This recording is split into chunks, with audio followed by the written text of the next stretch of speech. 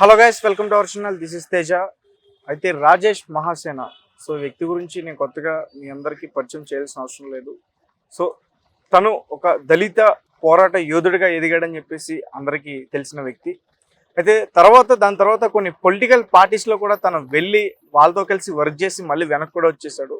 అయితే రీసెంట్గా ఏపీ ఎలక్షన్స్లో టీడీపీ వైపు నుంచి పి గన్నవరం అనే ఒక నియోజకవర్గం నుంచి ఎమ్మెల్యేగా ప్రకటించారు. దాని తర్వాత ఏమైందో తెలీదు, అతను పక్కన పెట్టేశారు. మొత్తానికి ఇప్పుడైతే టీడీపీ క్యాడర్ కానీ జనసేన క్యాడర్ కానీ ఎవరు కూడా అతన్ని పట్టించుకోవట్లేదు. మరి ఎందుకు అతన్ని పక్కన పెట్టాల్సి వచ్చింది? సో ఇవన్నీ కూడా మనతో పాటు డిస్కస్ చేయడానికి 100 రూపాయల ఎమ్మెల్యే వారణాసి సూర్య గారు ఉన్నారు. సార్ నమస్తే అండి. సో మొత్తం కూడా డైరెక్ట్ రాజేష్ గారిని అటాక్ చేస్తున్నారు. రీసెంట్గా నేను చెక్ చేస్తే రాజేష్ మహాసేనతో పెట్టుకుంటే చాలా డేంజర్ అన్నట్టు టైటిల్స్ చూసా.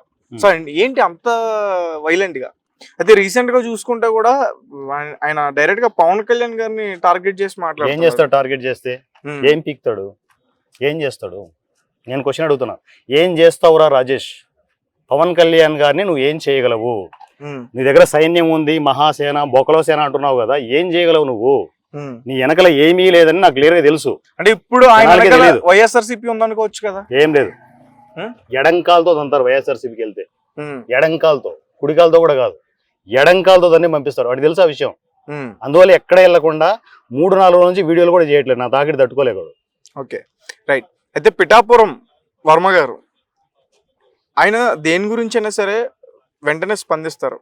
మరి అలాంటిది పిఠాపురంలో పవన్ కళ్యాణ్ గారిని నేను ఓడిస్తానంటూ రాజేష్ మహాసేన కొన్ని వీడియోలు అయితే పెట్టడం జరిగింది. మరి వర్మ గారు ఎందుకు ఖండించలేదు రాజేష్ మహాసేన మాటల్ని? పెంట మీద రాయేస్తే ఎవరి మీద పడుతుంది? మన మీదే పడుతుంది. పెంట మీద రాయడం ఎందుకని చెప్పి ఆగారు. ఇందులో పెంట ఎవరు సార్? పెంట మీకు తెలియదు ఏముంది, డైరెక్ట్ ఆడే మహాసేన. అది కట్ చేయండి, ఆ తోక అసలు మాట్లాడడం కూడా వేస్ట్. అది రాజేష్ గాడే ఆడే పెంట, మామూలు పెంట కాదు. పొరపాటు చెప్తున్నా కదా, టీడీపీ బజ్ గయా కొంచెం ఒక గుండు సూది గ్యాప్ లో మిస్ అయిపోయింది. లేకపోతే టీడీపీ నెత్తిన కూర్చునేవాడు. రైట్. అంటే ఇప్పుడు మనం ఎట్లా చూడాలంటే సార్, అంటే ఇది అక్కడ కాపులు చాలా మంది ఉన్నారు, అలాగే దళిత బిడ్డలు కూడా చాలా మంది ఉన్నారు. అంటే ఒక రాజేష్ మహాసేన దీన్ని ఒక వారుగా తీసుకెళ్తున్నాడా కాపులకి దళితులకి? లేదు, ఇదే చెప్తున్నా. కులాలు మతాలను చిచ్చు రేపి వాడు ఎదగాలని చూస్తున్నాడు. వారు లేదు, వంకాయ లేదు, వాడు దాన్ని వాడుకుంటున్నాడు. కులాలను మతాలను అడ్డంగా పెట్టుకుంది. ఇప్పుడు ఈ జనరేషన్ లో ఇంకా కులాలు మతాలు ఏంటి సార్? వాడు చెప్తున్నా కదా, పాత చింతకాయ పచ్చడంతా జరిపి వాడు బాగుపడాలని చూస్తున్నాడు. ఎందుకంటే రెండు వైపులా అమాయకులే. ఎందుకంటే మా కులం బాగుపడితే బాగుంటుంది, మా కులం బాగుపడితే బాగుంటుంది అందరూ అనుకుంటారు. తప్పేం కాదు కదా. సో దాన్ని అడ్డంగా వాడుకొని వీడు ఎదుగుతున్నాడు తప్ప వాళ్ళకి చేసేది ఏమీ లేదు. ఒక్క పని నేను డైరెక్ట్ అడుగుతున్నాను, ఆ దళిత బిడ్డలకి, మా దళిత బిడ్డలకి ఏం చేసావు? ఒక్క పని చెప్పండి, డైరెక్ట్ గా లైవ్ పెట్టి చెప్పమనండి, ఇదిగో నేను చేశానని. వాడుకోవడం తప్ప ఏం చేయలేదు. అంటే ఒక్కొక్క సందర్భంలో అతను చేసిన వీడియో కూడా బాగా వైరల్ అయింది. ఏం వైరల్ అయింది? హిందూ అమ్మాయిని లేపుకొచ్చానన్న విధంగా అది వాడుకున్నాడు. ఆ ఇన్సిడెంట్ వాడుకున్నాడు. అంతా వాడుకోవడమే, ఏం ఉండదు. ఇన్సిడెంట్ జరిగింది, వాడికి అడ్వాంటేజ్ అయింది. అది వాడుకొని తర్వాత ఓకే ఆ ఇన్సిడెంట్ చేశాడు, బాగానే ఉంది. దాని తర్వాత ఏం చేశాడు? అది దాన్ని వాడుకున్నాడు. ఆ పాయింట్ ఆఫ్ లో వాడుకున్నాడు. అది అడ్డదిడ్డంగా వాడుకొని పైకి ఎదిగాడు, వైరల్ అయ్యాడు. దాని తర్వాత చేసింది ఏమీ లేదు. అందరి దగ్గర ఈవెన్ స్టూడెంట్స్ కూడా 500-1000 రూపాయలు పంపించారని చెప్పి నాకు మెసేజ్ చేస్తున్నారు. అతనికి పంపించారా? ఆఫీస్ మనం ఏంటి స్క్రీన్ సెటప్ పెట్టుకోవడానికి కావచ్చు, సో బైకులు తీసుకోవడానికి కావచ్చు, కారు తీసుకోవడానికి కూడా డొనేషన్ తీసుకున్నాడు. ఇంత దారుణంగా వాడుకొని ఎవరి ఫోన్లు లిఫ్ట్ చేయడు. ఎదుగుతూ పోతూ ఉంటే కింద తొక్కుకుంటే వెళ్ళిపోతున్నాడు అంతే. మీరు ఎప్పుడన్నా ట్రై చేస్తారు అతనితో మాట్లాడడానికి? నేను ఎదవలతో మాట్లాడను. అంటే ఎంత కాలం అనుకున్నా, మరి కలిసి కొన్ని రోజులు కదా. నాకు అవసరం ఏముంది వాడుతో? ఏ అవసరం లేదు. అలాంటి గలేజ్ సాలిగాలతో నేను డిస్కస్ చేయను, అవసరం కూడా లేదు. కలవాలని కూడా అనుకోవట్లేదు. నేను తొక్కేయాలని చూస్తున్నా, వాడు అందరినీ తొక్కాలని చూశాడు. నేను వాడిని తొక్కేంత వరకు అసలు వదలనాను. అతను అందరినీ తొక్కాలనుకుంటే ఈ రోజు అతనికి ఎమ్మెల్యే టికెట్ వచ్చిండేది నేను అంట. ఎట్లా ఇంకోసారి చెప్పండి. అతను అందరినీ తొక్కాలని అనుకుంటే ఈ రోజు అతనికి ఎమ్మెల్యే టికెట్ వచ్చేది. చెప్తున్నా కదా, గుండిసు మనలో ఆగిపోయింది బండి. ఎందుకు? నిజ స్వరూపం తెలిసింది కాబట్టి. చంద్రబాబు గారి స్కానింగ్ లో తెలిసిపోయింది, వీడు బేవర్స్ యాదవా, వీడికి అసలు అర్హత లేదని చెప్పేసి ఆపేశారు. ఇప్పుడు కూడా ఆయన సైలెంట్ గా ఎందుకున్నారు? అంటే ఇంతమంది నాయకులు ఉన్నారు, ఇన్ని కౌంటర్లు పడుతున్నాయి, ఒక్కరన్నా నాకు రీకౌంటర్ ఇస్తున్నారా? ఎందుకు ఇవ్వట్లేదు? ఆడి ఎదవని వేసుకొని అంటున్నారు. ఇంకా అన్ని కౌంట్ ఒకసారి మొత్తం కామెంట్లు చూసుకోండి. వాడి వీడియోల కింద నా వీడియోల కింద కామెంట్లు చూడండి, అన్ని వాణి తిట్టేవే ఉంటాయి. ఓకే, అంటే మీ వీడియోలో ఆయన్నే తిడతారు, ఆయన వీడియోలో ఆయనే ఉంటాయి.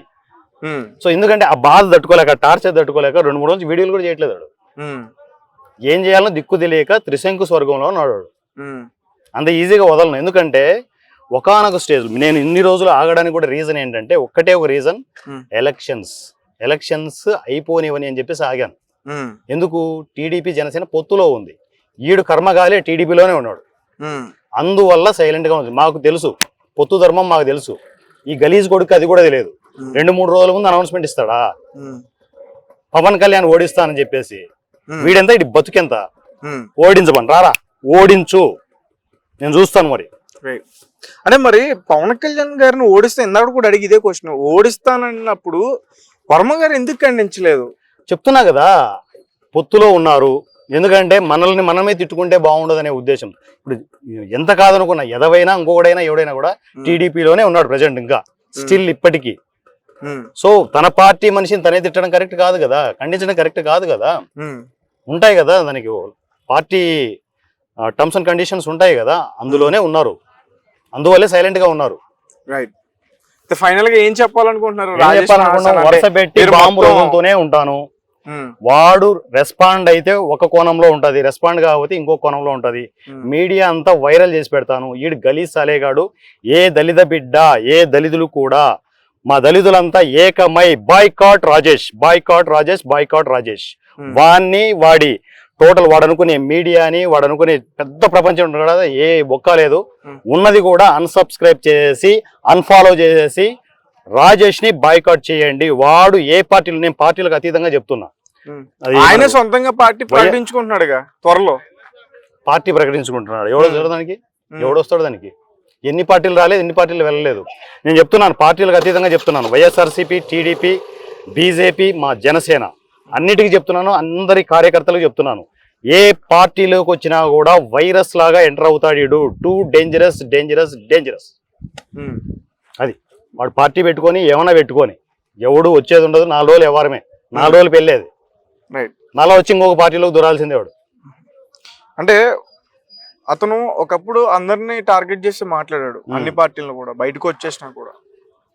చంద్రబాబు నాయుడు గారు, చంద్రబాబు నాయుడు గారు, లోకేష్ గారు ఒక డ్రామా ఆడుతున్నారేమో, ఇది ఒక పొలిటికల్ స్టంట్ అనుకోవచ్చేమో.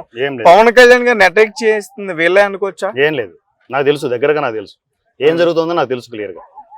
ఈయన ఎవడు అసలు దేకట్లేదు, మీకు అర్థం కావట్లే. వీడితో ఎవడు డ్రామాలు ఆడించేది, అయిపోయింది కథ.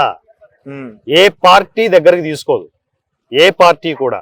నాకు తెలిసి ఏదైనా ఒక పార్టీ దగ్గరికి తీసుకుంటుందంటే కేఏ పాల్ పార్టీ దగ్గరికి తీసుకోవచ్చు.